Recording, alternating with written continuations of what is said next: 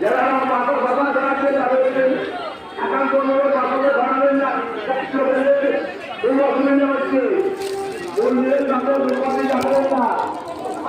মাঠের দিকে আমাদের রাখার ব্যবস্থা আছে, সেইখানে আমরা দুর্গাটি জানান।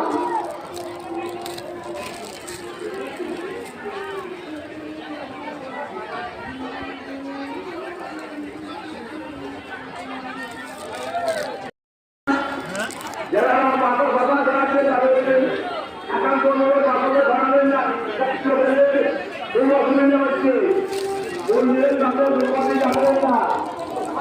মাঠের দিকে আমাদের